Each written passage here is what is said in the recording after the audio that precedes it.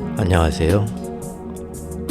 알찬 방송 그리고 밝은 방송 여러분과 함께하는 최후의 오크의 경제 이야기입니다.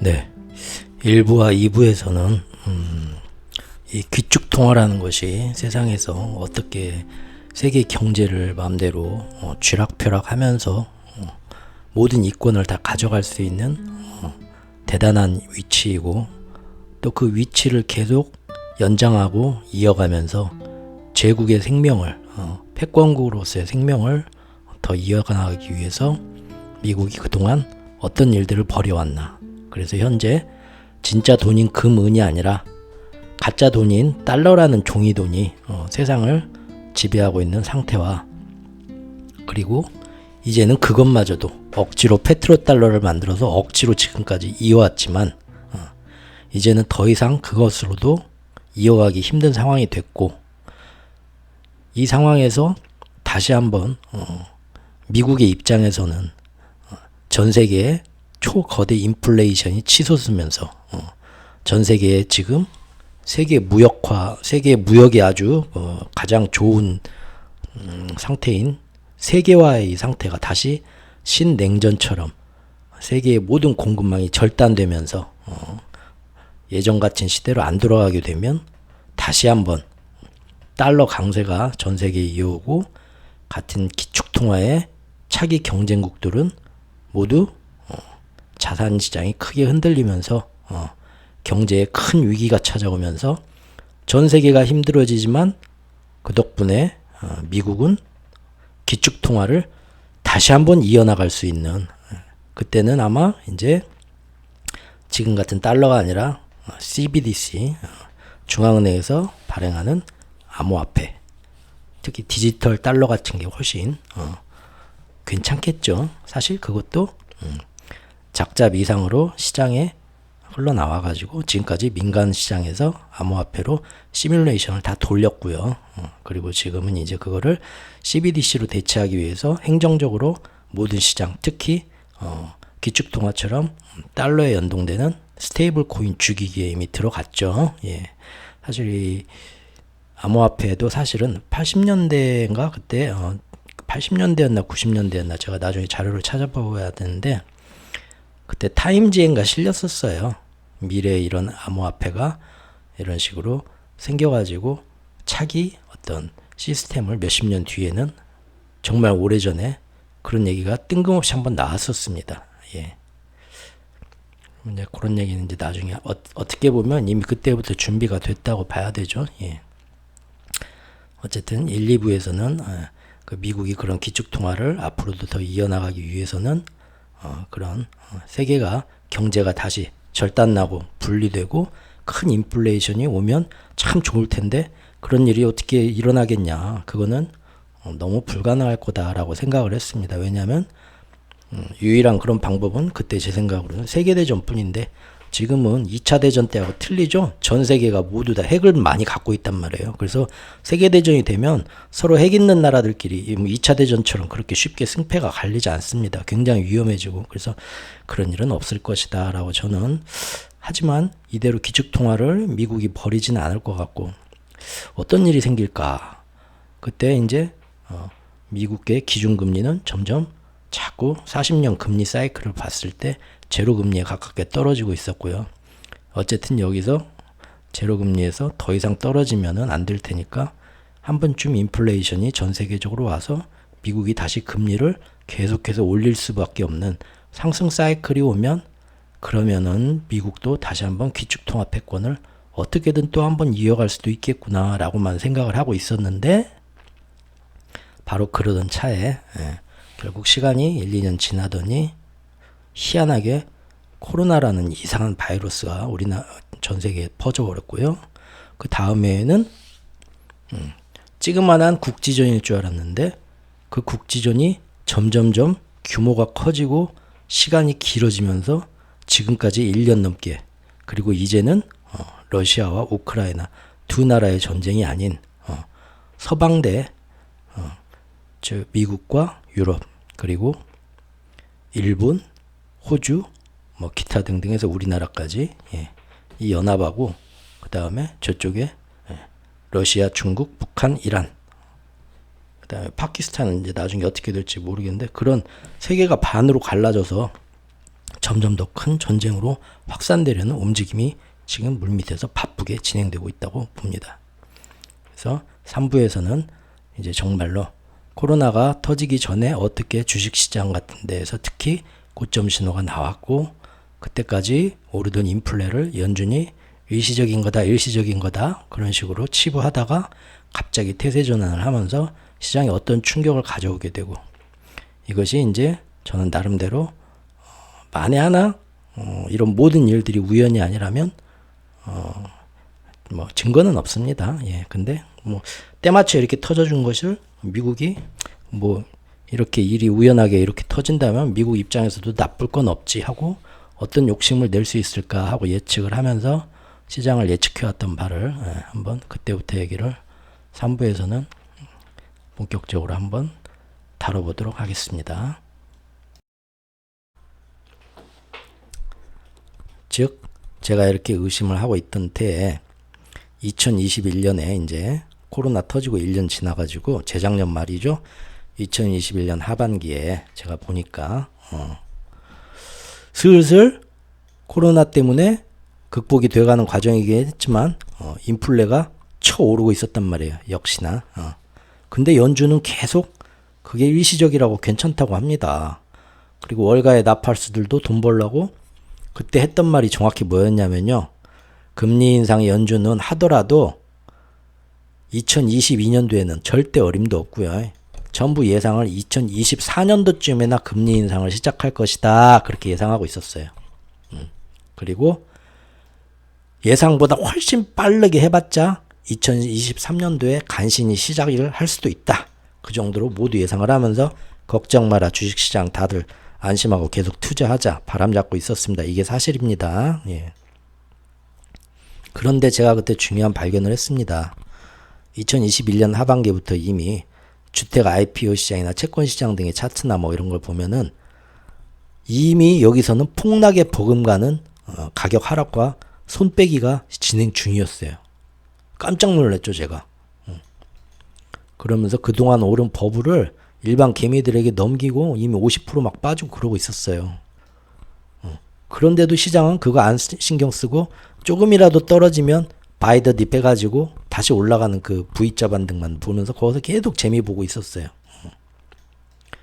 그리고 그게 이제 연준의 파월 푸시인데 그게 가능했던 이유가 전에는 그런 적이 없었는데 이 코로나 때 비상사태가 되면서 새로운 법이 만들어졌거든요. 그래가지고 연준이 앞으로는 어떤 식으로 경제를 보고 어떤 식으로 드라이빙 해가겠다고는 가이던스를 사람들 앞에 법적으로 청문회도 나가고 해야 되는 그렇게 미국에서 법이 생겨버렸어요. 그러니까 연준이 앞으로 금리를 언제 얼만큼 올릴 건지 안 올릴 건지를 우리한테 힌트를 가이던스로 주게 되었단 말이에요. 그 시장은 더 안심했죠. 왜? 연준은 계속 인플레는 일시적이다. 금리 인상 지금 안 해. 2024년도쯤에는 한번 하면 될까? 지금은 아무 문제 없어. 경기 침체 살리느라고 돈 푸는 게 더 급해. 계속 그렇게 얘기했으니까 다들 시장에 좋아하고 있었죠. 모두들 파월 말만 철석같이 믿고 있었단 말이에요. V자 반등 저감에서 바이 더 딥. 그런데 이제 이미 제가 또 다른 소식까지 접합니다. 2021년 10월까지 그때 보니까 이미 큰 기업의 CEO들과 고위 임원들이 역대로 자기가 가진 내부 주식을 다 팔아치고 현금화하고 있다는 소식을 듣게 돼요. 깜짝 놀랐죠. 왜냐하면 이것이 이미 2020년도 2월 달에 코로나가 발발 전에 그 전해인 2019년 말과 2020년 1월까지 벌어졌던 일이 똑같은 일이 벌어졌었거든요. 제가 그때도 너무 이게 코로나가 터질지 어떻게 알고 미리들 저렇게 CEO들과 고위임원들이 역대로 주식을 다 정리하고 현금으로 들고 있었지? 참 의문이었어요. 이거 뭐 까마귀 날자 배 떨어진 거겠죠. 제가 원래 좀 의심이 많아서 그렇습니다. 별거 아닌데. 그럼 아무튼 그런 일이 있었는데 2021년 하반기에도 그러더라 이거죠. 2021년 10월에도 그런 소식이 나왔어요. 이거 봐라. 근데 사람들은 전부 다 시장은 계속 더 오른다고 하고 파월도 걱정 말라고 하던 시기였어요. 이상하죠. 그래서 제가 그때 열 몇 개 차트를 가지고 혼자 이제 주말 내내 급하게 점검을 나섭니다. 그러나 동시다발로 이제 모든 신호가 다 뜬 거를 그때 보고 제가 그 다음날 월요일날 풀이장에서 원래 풀이장 거래 안 하는데 돈 싹 빼요. 다 정리합니다. 무조건 다 던졌어요. 그리고 현금화로 딱 나갔는데 그 시즌 이후로 좀 이따 뭔 일이 터지냐면 그때 2021년도 추수감사절 시즌에 오미크론이 터집니다. 그때 이제 저는 확신을 했죠.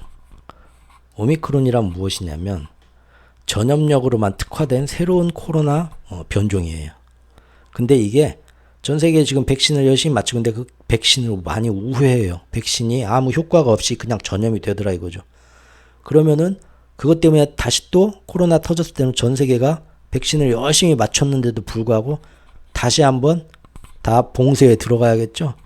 다시 또 공급망 경색과 세계화 회복이 방해되면서 어떻게 됩니까? 또다시 인플레가 빵 올라가게 되는 아주 그런 코로나 바이러스의 개량판이에요.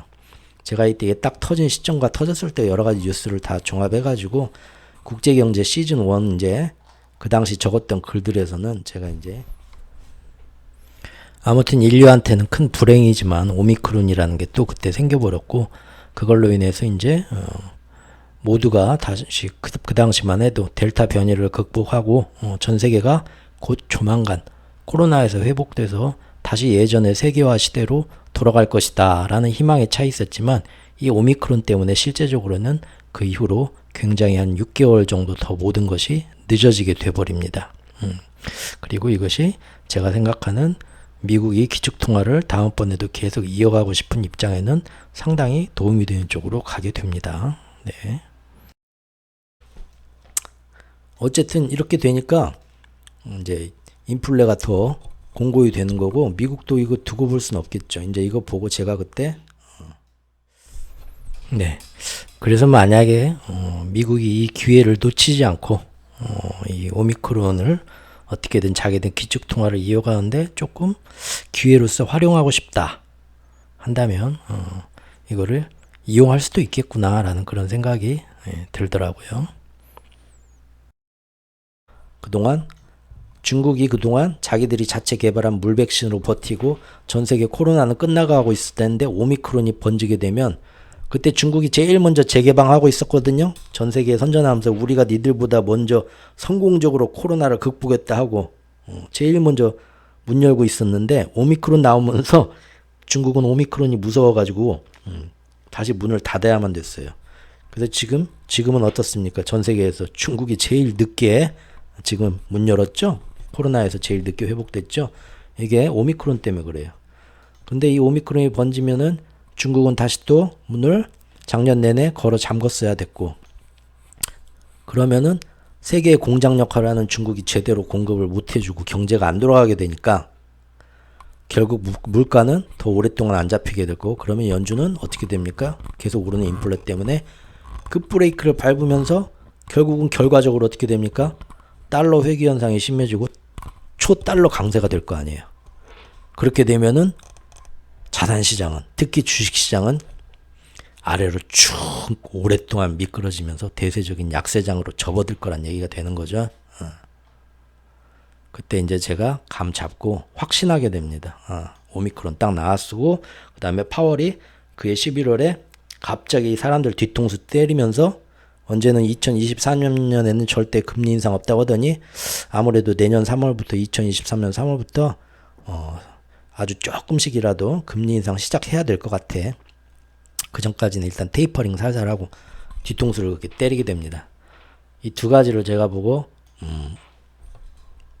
드디어 지구 정지 작전이 내가 의심했던 일들이 벌어지기 시작하는구나 해서 이때부터 제가 처음으로 어디 커뮤니티를 찾아가서 제 의견을 거기에 사람들한테 말하기 시작합니다. 자, 무슨 얘기를 했는지 한번 볼까요? 언제적 글인가요? 2021년 11월 26일에 제가 모 커뮤니티에 썼던 글입니다. 그때 뭐라고 썼냐면, 내가 딱 지금 돌아가는 꼴 보니까, 한 번씩 저기 관심 있으시면 나중에 보십시오. 지금 거품을 최대로 만들어 놓은 다음에, 이렇게, 오미크론 때문에 갑자기 오미크론이 나오면서 기존의 백신 체계로 막지 못하게 되고요. 다시 한번 증시 폭락이 오고, 근데 이번에는 예전같이 파월풋으로 양적 완화도 못해요. 왜냐하면 이미 돈 풀 만큼 풀었는데 인플레까지 와가지고 이제 여기서 돈 더 풀면 인플레가 더 엄청나게 심해집니다. 못하게 되죠. 그럼 이제 어떻게 됩니까? 달러 강세가 되면서 신흥국, 개도국 다 무너지고, 이것이 이제 부동산 폭탄이 있는 중국을 무너뜨려서 중국도 무너지고, 모든 자산 가격이 다 끝도 없이 떨어지고, 신용부채 다 터지면 전 세계가 이제 자산시장이 새롭게 리셋되는 그레이트 리셋이 완성되면 미국은 지금까지 준비한 CBDC로 디지털 달러로 나올 것이고, 새로운 기축통화 세상, 기축통화 패권 시즌2가 되는 이런 긴 장기적인 계획으로 갈 거다. 그러면 지금까지 방만하게 극에 달했던 자본주의는 한번 망하는 것이고, 크게. 그리고 지금까지 다양성과 여러 가지 민주주의로 해가지고 자유주의, 민주주의는 다시 이제 앞으로의 세대에서는 정보 통제와 새롭게 수정된 통제 사회가 될 거다. 다시. 지금 벌써 그렇게 됐잖아요. 예전 같으면 이런 미국의 어떤 그 노드스트림 제가 저번에 얘기했죠. 이런 사건 터지면 지금 난리가 나야 됩니다. 근데 지금은 이미 저기 자유주든 아니면 저기 중국 쪽이든 간에 모든 언론이 이미 통제된 사회가 되어버렸죠. 그 이후로 노드스트림 사건에 대해서 지금 다 함구하고 있잖아요. 다시 예전으로 돌아간 거예요. 문화가 퇴보하고 있습니다. 수정된 통제 사회가 될 거고, 빅브라더 시대처럼 이렇게 세계가 변할 것이다 라고 제가 그때 글을 썼어요. 그리고 또 2021년 11월 28일에 썼던 글에서는 제가 뭐라고 했냐면, 이번 하락장은, 이제부터 시작되는 하락장은 잠깐의 그 떨어졌다가 다시 오르는 반등장이 아니라 진짜 어마어마하게 오랫동안 떨어지는 진짜 대공황의 시작일 거다. 제가 그때 글을 썼습니다.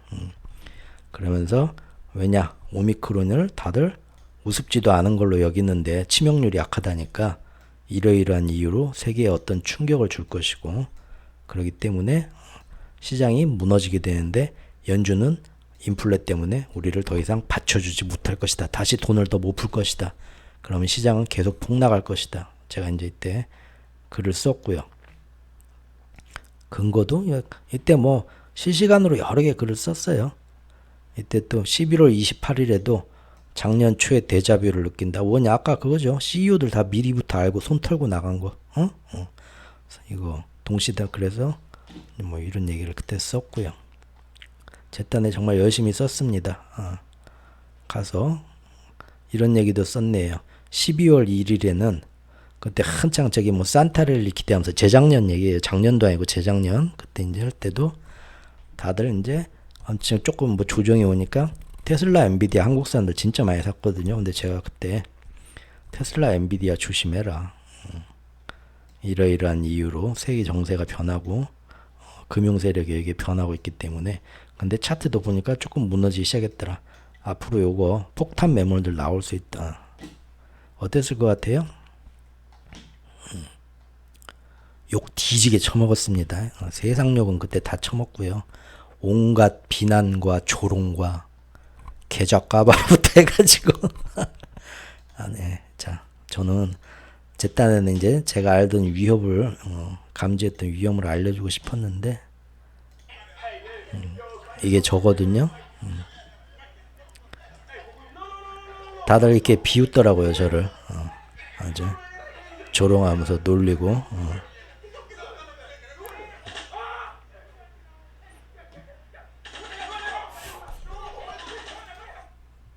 그랬었어요.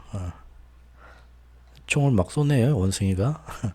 실제 나중에 이제 한두 달 뒤부터는 테슬라, 엔비디아부터 해갖고 뭐 빅테크들 엄청나게 미끄럼틀 타기 시작했죠. 아무튼 제가 이제 그때 그래가지고 커뮤니티에서 글을 적고 혼자 이제 다음 블로그로 가서 혼자 이제 기록을 하게 되죠. 산으로 들어가게 됩니다. 예. 근데 그해 마지막 날 12월 마지막 날 불길한 뉴스가 하나 떴어요. 이게 언제적 뉴스냐면요.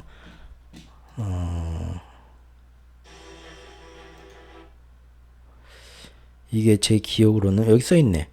2021년 12월 18일입니다. 재작년 겨울. 아직 그 증시가 이제 사람들이 이제 상투 부근에 고점에서 조금 내려오긴 했지만 이 이후에 빅테크는 한 번 더 이제 올라가기도 했어요. 고점 신고점 갱신하기도 했었어요. 사람들이 뭐 증시가 떨어진 건 생각도 안 하고 있던 때죠. 예, 근데 이때 어떤 뉴스가 떴냐면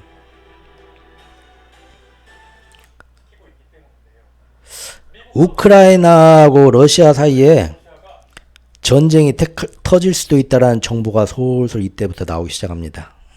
물론 러시아는 아니라고 주장했어요. 아니야, 우리 그냥 군사훈련, 통상적인 군사훈련 아니라고 그리 병력 좀 이동 중이야. 부인을 했지만 아니다, 터질 거다. 이런 얘기들이 슬슬 쏟아져 나오고 있었습니다. 이때.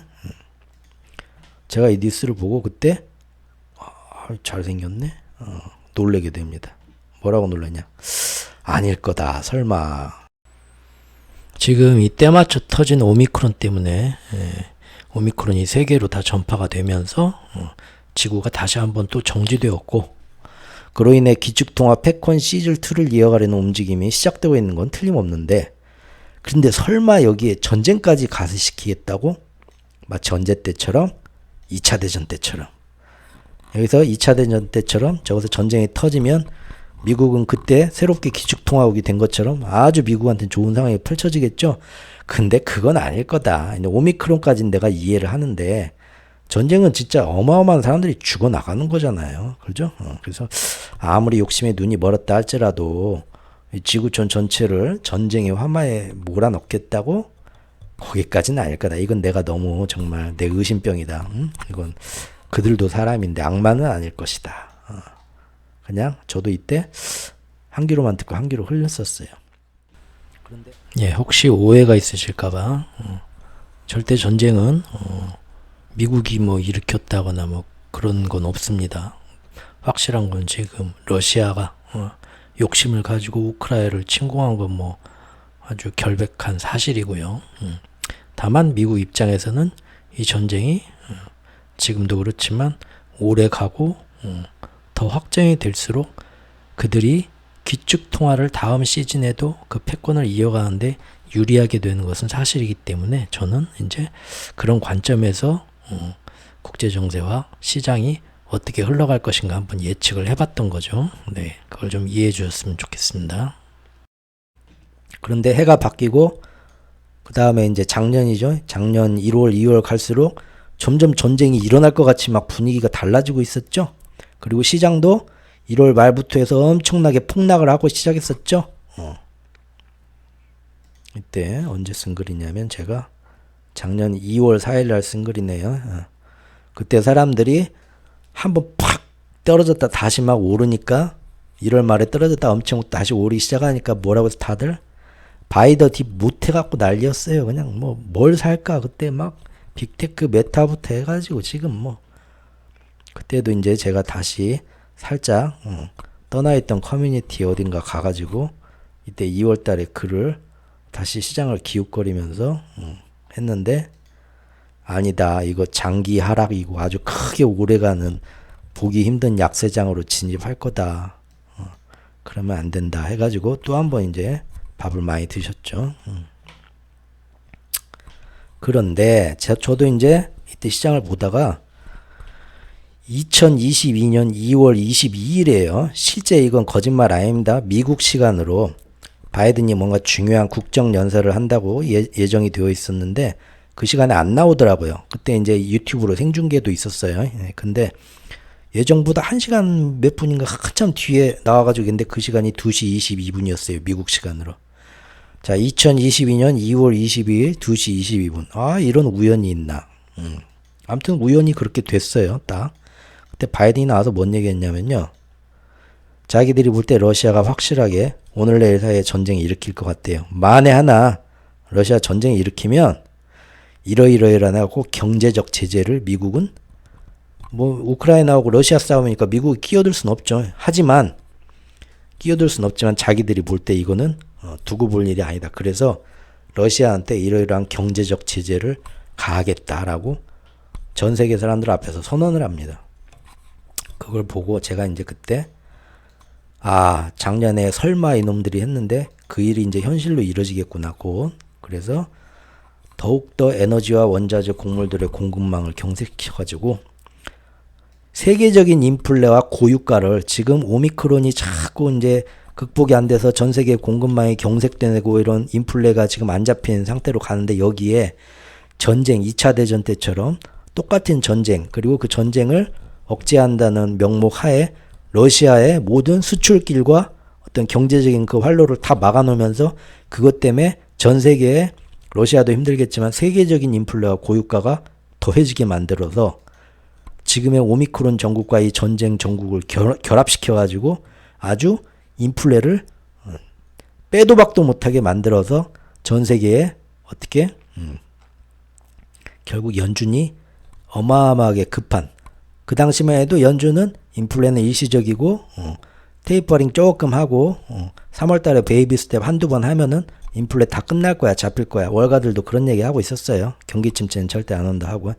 근데 지금 바이든이 그때 한 연설을 보고 저는 이거 확실하게 기축통화 패권을 이어가기 위한 작전, 본격적인 지구정지 작전을 이때는 정말로 확실하게 외부에도 선언을 한 거구나. 저는 그렇게 믿게 됩니다. 그래서 네, 다시 한번 말씀드리지만 그냥 아무 증거 없이 저 혼자 하는 의심병입니다. 예.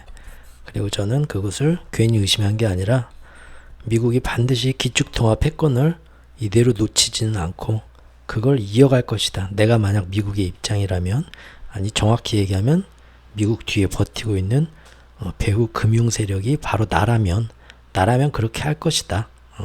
그렇게 생각을 하면서 지금 딱 이 오미크론도 마침 때맞춰 터져준 상황에서 전쟁까지 앞으로 여기 더 가세하게 되면 더 많은 인플레가 공고해지고 이 인플레는 하루아침에 끝날 인플레가 아니고 전쟁이 계속 길어지게 되면 앞으로 10년, 20년 더 갈 수도 있고 그 안에서 다시 달러가 예전처럼 강대한 기축통화로 다시 되돌아갈 수 있는 큰 어떤 좋은 기회가 될 것이다 라고 저는 봤기 때문에 그 정책을 계속 그러한 상황을 유지하기 위해서 미국 연준도 거기에 보조를 맞춰갈 것이다. 그래서 시장은 결국 길게 봤을 때 이렇게 변해갈 것이다 라고 그때부터 그러니까 재작년 11월부터 해가지고 2022년 초부터 해가지고 2022년 2월 22일부터 확실하게 제 마음을 굳히게 되었다 이겁니다. 그리고 그것이 지금까지는 운이 좋게 잘 맞아들고 있습니다. 앞으로는 또 어떻게 될지 봐야겠죠. 그래서 앞으로 절대로 쉽게 잡히지 않을 구조적이고 장기적인 인플레를 미국이 손수 만들어가겠다는 의지의 표현이다 이것은. 그래서 앞으로 금리 인상은 지금 연준이 얘기하는 것과 달리 하반기로 갈수록 오히려 더 안 잡히고 더 치솟으면서 그때 연준도 어쩔 수 없이 이거 봐라 안 잡히는 어쩔 수 없네 하면서 말도 안 되게 옛날 80년대 폴 볼것처럼 금리를 시게 당기면서 전 세계 자산시장을 폭락시킬 것이다 라고 저는 확신을 가지게 됩니다. 그래서 이때 저 나름대로 굉장히 사람들은 아무 신경도 안 쓰는데 혼자 분기탱천해가지고 한밤중에 제가 뭐나 되는 것처럼 혼자 나 스스로 나스닥에 대해서 앞으로 대세적인 숏 포지션을 선언한다고 이때 제가 기록을 남겨놓게 돼요.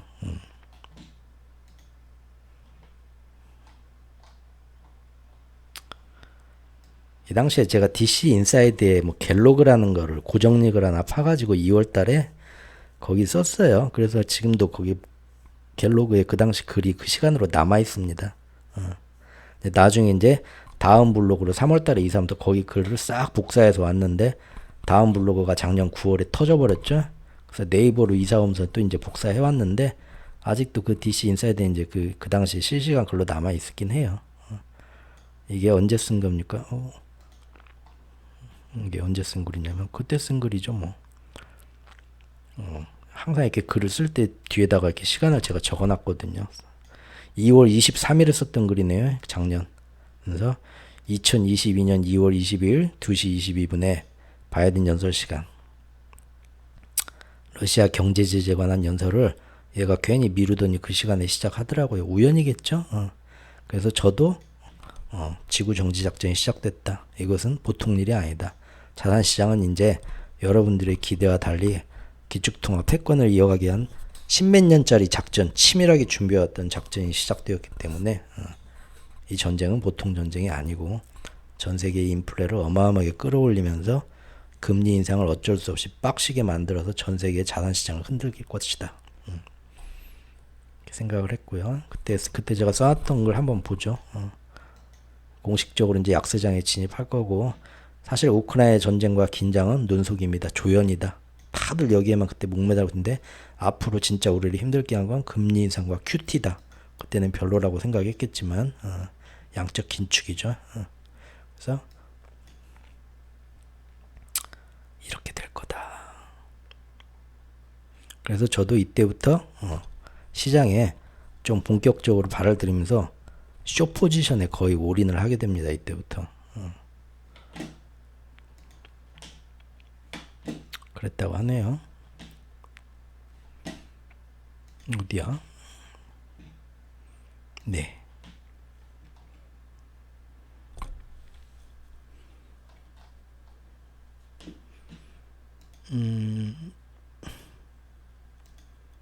네. 네.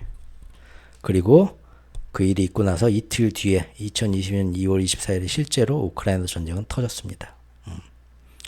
그리고 저는 이제 그 이후로 산에서 하산하고요. 원숭이가 이 모든 기축통화 패권을 이어가려는 이 음모의 계획과 시장이 어떤 식으로 폭락하면서 변해가는가를 개인적으로 블로그 같은 걸 하나 파가지고 철저히 기록을 해놔야겠다 해가지고 제가 글을 쓰게 된 계기죠. 그러면서 이놈들의 음모를 파헤치려고 그때부터 노력을 많이 합니다. 국제 정세를 살피면서. 이런 멋있는, 사실은 원숭이 가면을 벗으니까 알고 보니까 와, 꽃중년이었네요. 꽃중년. 스파이죠. 여러분들 제 블로그를 보시면 알겠지만 제가 한때는 이런 스파이의 모습으로 전 세계 국제 정세와 시장이 어떻게 음모에 의해서 변해가는 걸 다 이렇게 열심히 발로 뛰면서 조사하고 다녔죠. 이렇게 가상의 세상 속에서 나 이렇게 한번 다시 태어나 보는 거죠. 그래서 지금 제 나름대로 이 음모 세력을 장난같이 BF단이라고 하면서 지금 이 모든 작전을 드라이빙하고 있는 공명. 어떤 그 인류의 희생도 마다하지 않고 기축통화 패권을 이어가려는 이 음모. 어쩔 수 없이 시대는 또 한번 자산시장의 리셋과 폭락과 많은 사람들이 아픔을 겪어야만 하는 건가.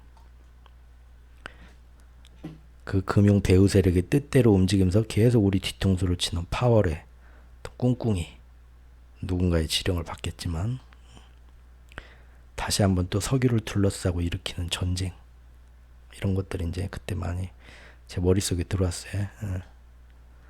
어떤 식으로 벌어질 건가. 치열한 각국의 음모들.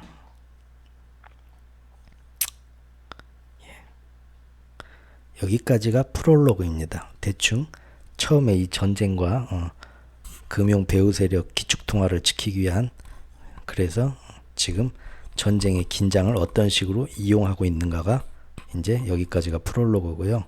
앞으로 작년에 어떤 식으로 이용되어 왔고 지금 가장 중요한, 제가 볼 때는 2월 말 이제 3월부터인데 어떤 식으로 이거를 금년에는 일이 끝난 게 아니라 여기서 한층 더 지금 기름을 끼얹으려고 하고 있습니다. 어떻게 해서 금년에 우리가 지금 다 노랜딩 시나리오와 지금 시장은 다시 이미 바닥 찍었고 오를 거다 하는데, 제가 볼 때는 더 큰 위험이 지금 작년처럼 리바운드에서 나올 확률이 있는데 터질지 안 터질지 몰라요. 근데 지금 계속 제가 조사를 하면서 국제 정세를 살펴보면 터뜨리려고 하는 것 같습니다. 거기에 대해서 다음 시간 영상에서 뵙겠습니다. 여기 밑에 추천자료라고 제가 블로그에 써놨는데 3개. 첫 번째가 아까 말한 조금 어렵지만 반드시 알아둬야 할 경제 지식. 예. 저는 자기의 자산을 지키기 위해서, 자기의 사업과 인생을 지키기 위해서 경제 지식을 알아둬야 된다 하면은 어디 가서 그 뭐 캔들이 어떻고 뭐 지금 시장이 어떻고 외인들이 들어와서 어떻고 다 쓸데없다고 봅니다. 죄송합니다. 이렇게 표현하면 안 되는데 정말 중요한 거는 이런 걸 알아야 된다고 생각해요. 그래야 세상이 어떤 힘을 가지고 어떻게 크게 돌아가는지를 알아요.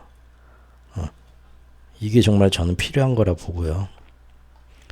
제 딴에는 정말 이렇게 중요하다고 생각해서 쓴 거예요. 제가 뭐 어떤 부귀영화를 누리자고 이런 걸 제 시간 많이 투자해서 쓴 게 아니고요. 저는 이제 자식이 없는데 저한테 아들과 딸이 있으면